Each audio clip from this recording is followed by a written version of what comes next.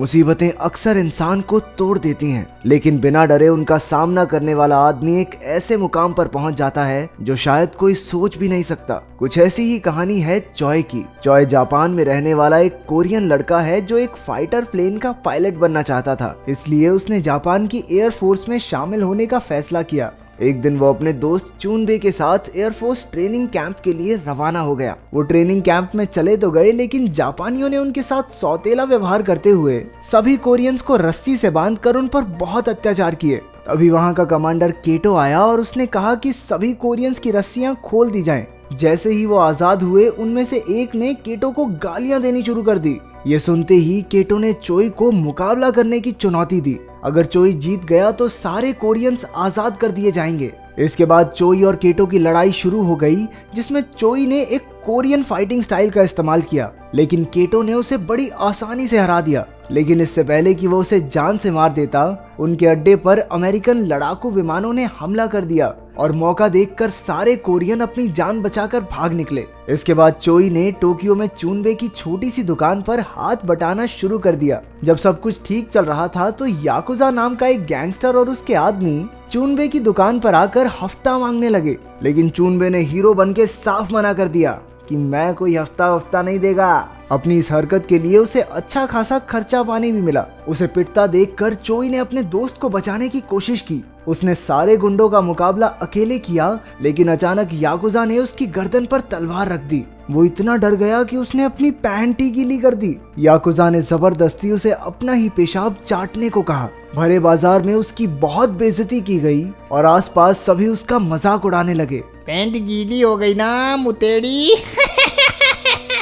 थोड़ी देर बाद भीड़ में से बूमसो नाम का एक आदमी चोई के पास आया और उसे जमीन से उठाया। उसने सभी बदमाशों का मुकाबला किया और एक एक करके सबको चित कर दिया। चोई दूर से छिपकर ये सब देख रहा था और अपनी गैंग को हारता देख याकुजा मुंह छुपाकर वहां से भाग निकला। बाद में हमें पता चला कि बूमसो भी असल में एक मार्शल आर्ट्स का खिलाड़ी है। वो भी चोई की तरह कोरिया से था। फिर वो चोई और चूनबे को अपने साथ एक सर्कस में ले गया, जहां काफी कोरियन लोग साथ में काम करके अपना गुजारा कर रहे थे।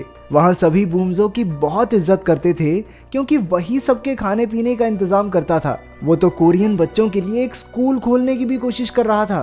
तभी चोई ने बूमसो से उसे लड़ना सिखाने की गुजारिश की, लेकिन बूमसो ने ये कहकर मना कर दिया कि ये लड़ाई वड़ाई में कुछ नहीं रखा, इस सब के बारे में मत सोच। लेकिन चोई भी इतनी आसानी से हार मानने वालों में से नहीं था। वो बूमसो को मनाने के लिए तेज बारिश में उसके घर के बाहर जाकर बैठ गया। इसके बाद फ्लैशबैक में दिखाया गया कि असल में बचपन में चोई बूमसो से ही मार्शल आर्ट सीखता था, लेकिन कुछ मजबूरियों के कारण बूमसो को अपना शहर छोड़कर जाना पड़ा। रात से सुबह हो गई थी और चोई अब भी उसके घर के बाहर बैठा था। उसने मन बना लिया था कि अगर वो लड़ना सीखेगा तो सिर्फ बूमसो से ही। उसकी लगन देखकर बूमसो भी पिघल गया और उसे सिखाने के लिए राजी हो गया। उसने चोई को मार्शल आर्ट्स के कपड़े और एक किताब दी। फिर उसने कहा कि बिना न्याय की ताकत होने से चारों ओर दहशत मच जाती है, इसलिए इस कला का इस्तेमाल सिर्फ खुद के और दूसरों के बचाव के लिए ही किया जाना चाहिए।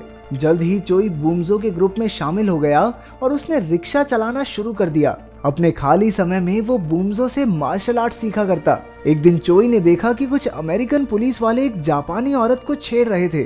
चूनबे ने उसे कहा भी कि इनसे दूर रहे और चुपचाप घर चले, लेकिन चोई ने सीधा जाकर उन पर हमला कर दिया और उस औरत की इज्जत बचाई। इसके बाद कुछ ही समय में वो बहादुर शेर के नाम से मशहूर हो गया, जो जापानी औरतों को पुलिस वालों से बचाता था। ये बहादुर शेर की सिर्फ औरतों की मदद करने वाली चीज पसंद नहीं आई मुझे। इस दौरान उसकी दोस्ती योको नाम की एक लड़की से हो गई, जिसे उसने बचाया था। बहादुर शेर नहीं, ठरकी शेर है ये। कुछ दिन बाद याकुजा के आदमी सर्कस में घुस आए और उस दिन की बेइज्जती का बदला लेने के लिए बूमसो को ढूंढने लगे। जल्द ही बूमसो बाहर आया और उसने अकेले ही उन बदमाशों का सामना किया, लेकिन जल्द ही वो सब उस पर हावी हो गए और याकुजा ने मौका देखकर उसका खून कर दिया। जब चोई और चूनबे वहां पहुंचे तो बूमसो को मरा हुआ देखकर उनके होश उड़ गए। अगले दिन चोई ने अपने गुरु की मौत का बदला लेने की कसम खाई। वो अकेला ही याकुजा के अड्डे की ओर चल पड़ा और बाकी कोरियन लोग भी हथियार लेकर उसके पीछे हो लिए। उधर याकुजा के आदमी भी पूरी तरह तैयार थे, क्योंकि वो जानते थे कि ये लोग बदला लेने जरूर आएंगे। इसके बाद दोनों गुटों में भयंकर लड़ाई शुरू हो गई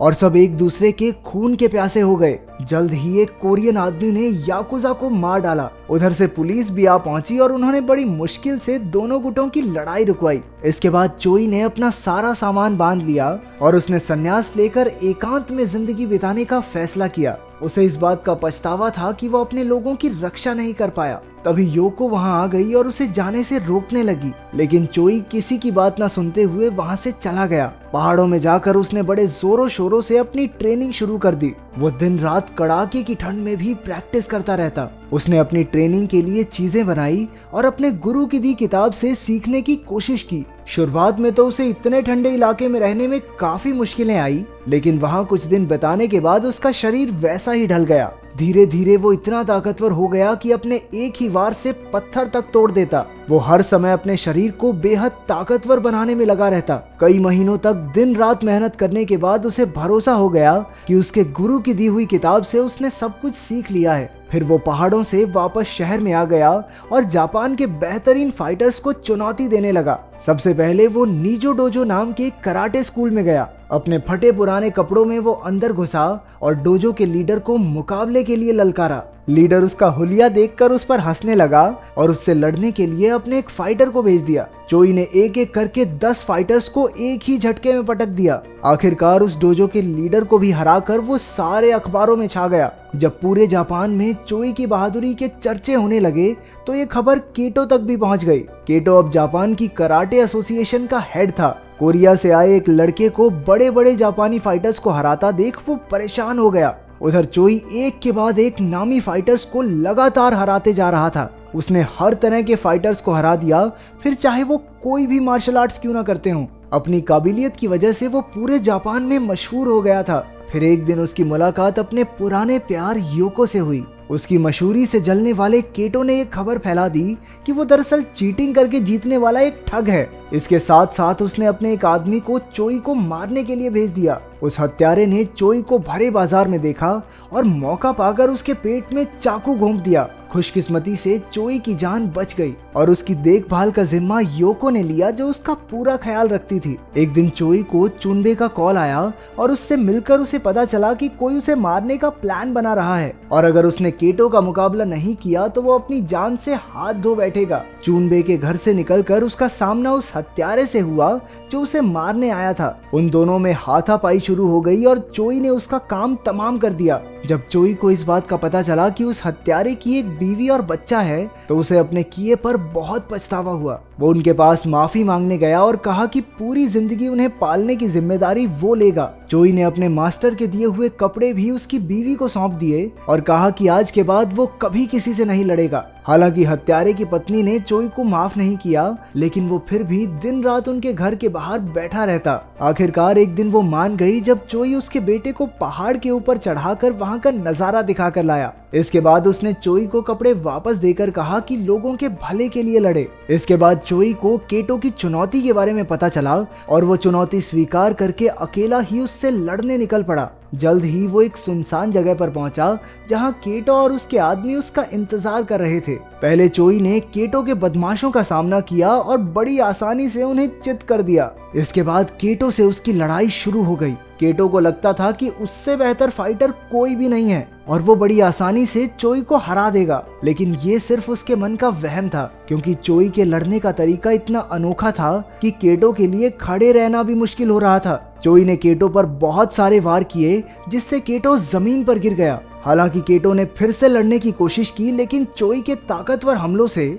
उसके पैर की हड्डी ही टूट गई। इसके बाद केटो अपने घुटनों पर आ गया। उसकी ये हालत देखकर चोई को उस पर दया आ गई और उसने दूर से ही अपना पंच रोक लिया। आखिरकार केटो ने हार मान ली और अपने आदमियों के साथ चोई के सामने सर झुकाया। मुकाबला खत्म होने के बाद भी चोई ने एक जंगली भैंसे का सामना किया और उसका सर पकड़कर उसके सींग तोड़ डाले। ये एक जबरदस्त योद्धा की सच्ची कहानी है जिसने हजारों फाइटर्स को हराकर क्योकुशिन नाम का एक नया कराटे स्टाइल बनाया था। अगर वीडियो पसंद आई तो लाइक कर देना, चैनल को सब्सक्राइब कर देना। मिलते हैं अगली वीडियो में।